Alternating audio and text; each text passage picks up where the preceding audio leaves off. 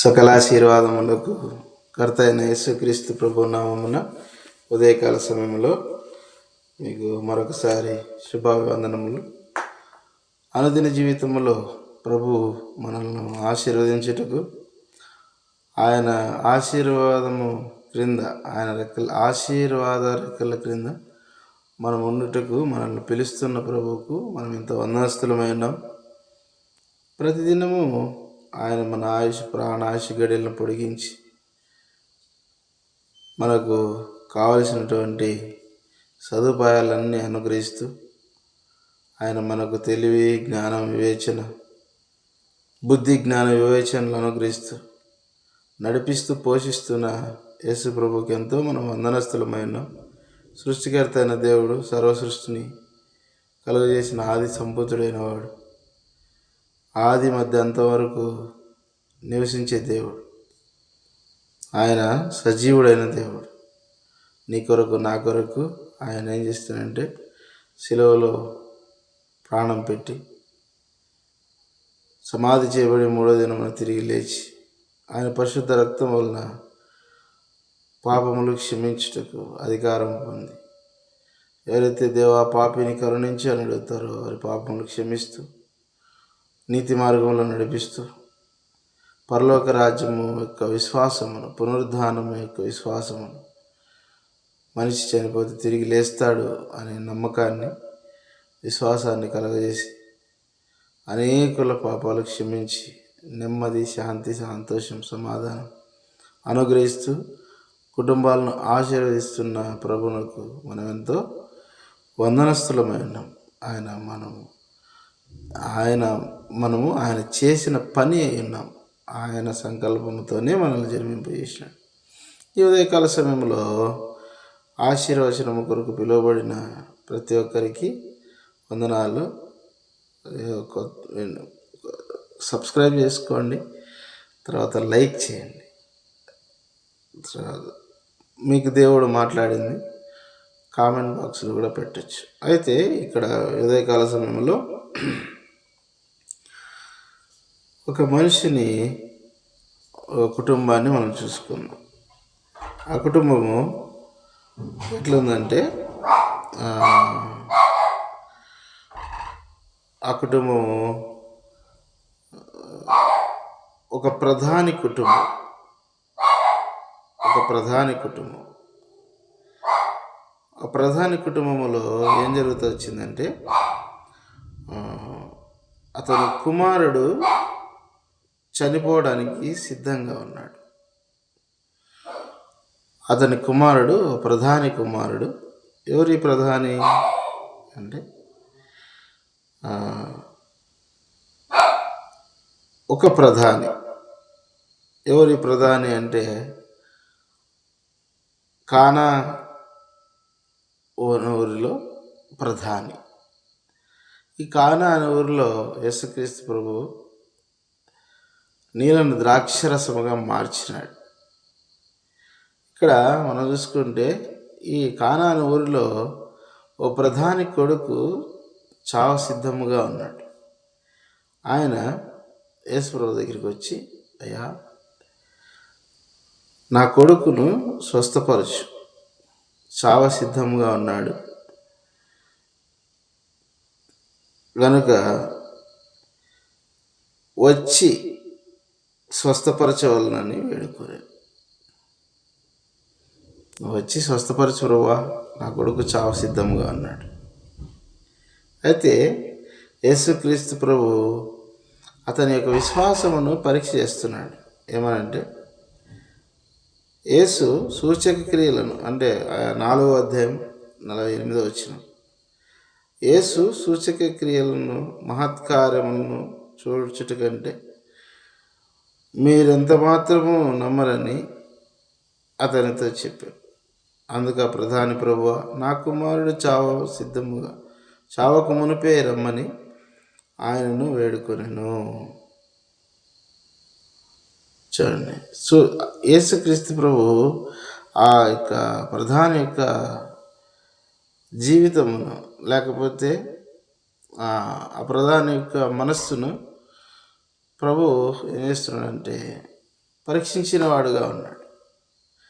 ఏమయ్యా, సూచక క్రియలు అద్భుత కార్యములు చేసేదానికి చూసేదానికి అంటే అవి చేస్తే తప్ప మీరు నమ్మరు కదా అన్నట్టుగా మాట్లాడినప్పుడు ఆ ప్రధాని అంటున్నాడు, ప్రభా నా కుమారుడు చావక మునిపే రా ప్రభా అంటున్నాడు. చూడండి, ఆయన విశ్వాసం గొప్పది. నా ప్రభువు నా ఇంటికి వస్తే ఖచ్చితంగా నా కుమారుడు బ్రతుకుతాడు. చూడండి, ఆయన విశ్వాసమునకు కలిగిన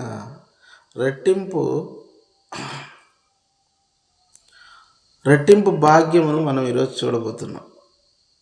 యేసుక్రీస్తు ప్రభు యొక్క రెట్టింపు ప్రేమను మనం చూడబోతున్నాం. లేకపోతే ఆ ప్రధాని కలిగి ఉన్న రెట్టింపు ఆశీర్వాదమును మనం చూడబోతున్నాం. ఏంటంటే ఆయన, ప్రభా నా కుమారుడు చావక మునిపే నువ్వు మా ఇంటికి రా అని పిలిచినప్పుడు యేసుక్రీస్తు ప్రభు ఒక మాట అన్నాడు. చూడండి, రమ్మని వేడుకొనెను. యేసు, నీవు వెళ్ళుము, నీ కుమారుడు బ్రతికి ఉన్నాడని అతనితో చెప్పగా ఆ మనుష్యుడు యేసు తనతో చెప్పిన మాట నమ్మి వెళ్ళిపోయాను. దేవునికి స్తోత్రం. ఇంటికి వెళ్ళలేదు ఆయన. చూడండి, నువ్వు వెళ్ళుము, నీ కుమారుడు బ్రతికి ఉన్నాడని చెప్పగా ఆ మనుష్యుడు యేసు మాటను నమ్మి ఏం చేశాడంట, ఇంటికి వెళ్ళిపోయాడు. ఇది ఆశీర్వాదం. ఎట్లా అంటే చూడండి, రెట్టింపు ఆశీర్వాదం, ఇది గొప్ప ఆశీర్వాదం. నువ్వు వెళ్ళుము, నీ కుమారుడు బ్రతికి ఉన్నాడు అంటే చూడండి, ఆ మాట మనకు నెరవేర్పు ఎట్లా కనపడుతుందంటే, అతడు ఇంకా వెళ్ళుచుండగా అతని దాసులు ఎదురు వచ్చి అతని కుమారుడు బ్రతికి ఉన్నాడని తెలియజేపిరి. ఏ గంటకు వాడు బాగుపడినని వారిని అడిగినప్పుడు వారు నిన్న 1 గంటకు జ్వరము వారిని విడిచెనని అతనితో చెప్పిరి. చూడండి, ఇంపార్టెంట్, నీ కుమారుడు బ్రతికి ఉన్నాడని యేసు తనతో చెప్పిన గంట అదే అని తండ్రి తెలుసుకొనెను కనుక అతడును అతని ఇంటి వారందరూ నమ్మారు.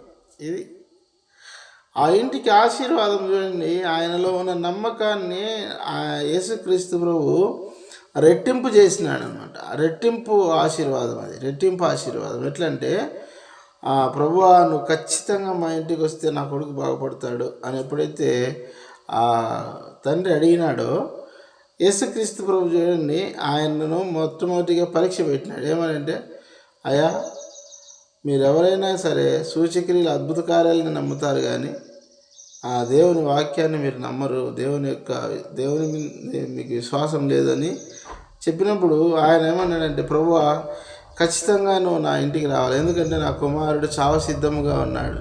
జినైన్ అంటే నిజాయితీగా యేసుప్రభుని అడుగుతూ వచ్చినాడు. అప్పుడు యేసుప్రభు ఏం చెప్పినాడంటే, నీ కొడుకు నేను నీ ఇంటికి రావాల్సిన అవసరం లేదు, నీ కొడుకు ఏమైంది, నీ కొడుకు బ్రతికి ఉన్నాడు పో. చూడండి, నీ కొడుకు బ్రతికి ఉన్నాడు మాటలో చూడండి ఎంత శక్తి ఉందంటే, ఆయన వాక్కు స్వస్థపరుస్తుంది, ఆయన వాక్కులో శక్తి ఉంది, ఆయన వాక్కులో బలం ఉంది, ఆయన వాక్కులో జీవం ఉంది, ఆయన వాక్కులో ఆశీర్వాదం ఉంది. యేసుక్రీస్తు ప్రభు వాక్కులో ఆశీర్వాదం ఉంది, జీవం ఉంది. మరణము నుండి జీవములోనికి అంటాడు కదా. ఏమంటాడంటే, నా మాట విని నన్ను పంపిన వాని యందు విశ్వాసం ఉంచేవాడు మరణములో నుండి జీవములోనికి దాటి ఉన్నాడు, మరణములో నుండి జీవములోనికి దాటి ఉన్నాడు అంటాడు. చూడండి, యేసుక్రీస్తు ప్రభు యొక్క మాట వింటే ఆయన మాటలో శక్తి ఉంది. ఆయన సృష్టికర్త అయిన దేవుడు. ఆయన వెలుగు కలుగును కాక అంటే కలిగింది. ఆయన భూమి ఆరుని నేల కలుగును కాక అంటే కలుగుతూ వచ్చింది. ఆయన ఆకాశ విశాలమును కలుగును కాక అంటే కలుగుతూ వచ్చింది. ఆయన పై జలములు పైకి, కింది జలములు కిందికి కలుగును కాక అంటే కలుగుతూ వచ్చినాయి. శక్తి కలిగిన దేవుడు. ఒక్క మాట మనం తీసుకుంటే మన జీవితంలో యేసుక్రీస్తు ప్రభు ఒక్క మాట మనం తీసుకుంటే మన జీవితం మారిపోతుంది. యేసుక్రీస్తు ప్రభు మాట మనం వింటే ఆయన మాటను మన హృదయంలో విశ్వసిస్తే, ఆయన మాటను మన హృదయంలో స్వీకరించి అది నమ్మితే ఏమవుతుందంటే ఆయన మనలను ఆశీర్వదించేవాడుగా ఉన్నాడు. చూడండి, ఆ మాట ఆఖరి మాట చదువుకుందాం. ఇది ఆఖరిగా ఏమంటాడంటే, అతని ఇంటి వారందరూ నమ్మిరి. దేవునికి స్తోత్రం. అతని ఇంటి వారందరూ దేవుని మాట విని ఏమైనారంటే ఆశీర్వదింపబడిన వారుగా ఉన్నారు. అతని ఇంటి వారందరూ, తన ఇంటి వారందరూ కూడా దేవుని నామములో విశ్వాసం ఉంచి ప్రాణం సంపాదించుకున్నారు, ఆశీర్వాదమును కూడా సంపాదించుకున్న వారుగా ఉన్నారు. ఆయన మాటలో శక్తి ఉంది, ఆయన మాటలో బలం ఉంది, ఆయన మాటలో జీవం ఉంది. ఆయన సృష్టికర్త అయిన దేవుడు నిన్ను నన్ను రక్షించడానికి మనవుడుగా ఈ లోకానికి వచ్చాడు. ఈ లోకంలో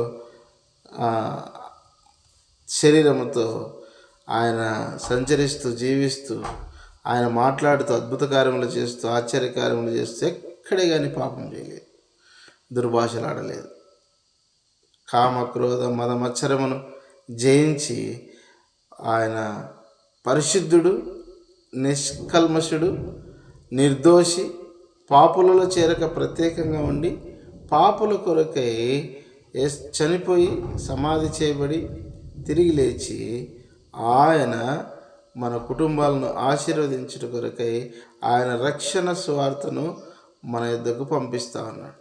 మనం ఆశీర్వచనంలో పరలోక ఆశీర్వాదం, పర సంబంధమైన ఆశీర్వాదం. ఈ భూమి మీద ఎంత ఆశీర్వదించినా మనిషి ఏమైపోతుంది అంటే ఈ తనువు చాలించిన తర్వాత ఆత్మ దేవుని దగ్గరికి పోతుంది. ఆత్మ అనేది దేవుని ఆశీర్వాదం పొందుకుంటే ఆయనతో మమేకమవుతుంది, ఆయనలో లీలమవుతుంది, ఆయన ముఖమును చూస్తుంది, ఆయనతో సంతోషంగా గడుపుతుంది. ఆత్మ కల్మషము కలిగి ఉంటే ఆయనకు దూరంగా ఉంటుంది, వెలుపట ఉంటుంది, చీకటిలో ఉంటుంది, పళ్ళు కొరుకుతూ ఉంటుంది, రొమ్ములు కొట్టుకుంటుంది, వేదన బాధ నరకయాతన అనుభవిస్తుంది. కాబట్టి ఆత్మీయమైన ఆశీర్వాదమును మనకు కలిగించుట కొరకై యేసుక్రీస్తు ప్రభు తన మహత్తరమైన కృపచేత మహత్కార్యములు అద్భుత కార్యములు చూపించి మనల్ని రక్షించుకునే కొరకై శిలువలో మరణించి సమాధి చేయబడి 3వ దినమున తిరిగి లేచినాడు. లేచి ఆత్మీయమైన పునరుద్ధాన శక్తిని మనకు అనుగ్రహించి ఆయన ఆశీర్వాదం ఇవ్వడానికి సిద్ధంగా ఉన్నాడు. ఈ రాత్రికాల సమయంలో ఈ గలిలయ వాడైన ప్రధాని ఆశీర్వదింపబడినట్టుగా, ఈ ఉదయకాల సమయంలో ఈ గలిలయ వాడైన ప్రధాని ఆశీర్వదింపబడినట్టుగా నీ కుటుంబం నా కుటుంబం ఆశీర్వదింపబడాలని ప్రభువును మనస్ఫూర్తిగా వేడుకుంటున్నాను. ప్రేమ తండ్రి, పరలోకమందున దేవ, గలిలయలో ప్రధాని ప్రభు తండ్రి ఆశీర్వదింపబడినట్లుగా మరణము ప్రభు వారి ఇంటిని వదిలిపెట్టి వెళ్ళిపోనట్టుగా మీరు చేసిన మహాకృపను బట్టి వందనాలు. మీరు ఆ ఇంటిని ఆశీర్వదించేందుకు వందనాలు, ఆ ఇంటి వారందరినీ ఆశీర్వదించేందుకు వందనాలు. ప్రభు మా కుటుంబంలో ఈ ఉదయకాలం మేము ఆహ్వానిస్తున్నాం ప్రభు. మరణకరమైనది, పాప సంబంధమైనది మా కుటుంబంలో లేకుండా తండ్రి నాయన నీ మాట ద్వారా తండ్రి తీసివేసి ప్రభు క్షమించి ప్రభు మేము కూడా ఆశీర్వదింపబడిన కుటుంబంలో మా కుటుంబాలు సిద్ధపరచమని యేసునామమున ప్రార్థించి స్తుతించి అడిగి వేడుకుంటున్నాను తండ్రి. Amen. Praise Lord. Like, subscribe, share. Praise lord.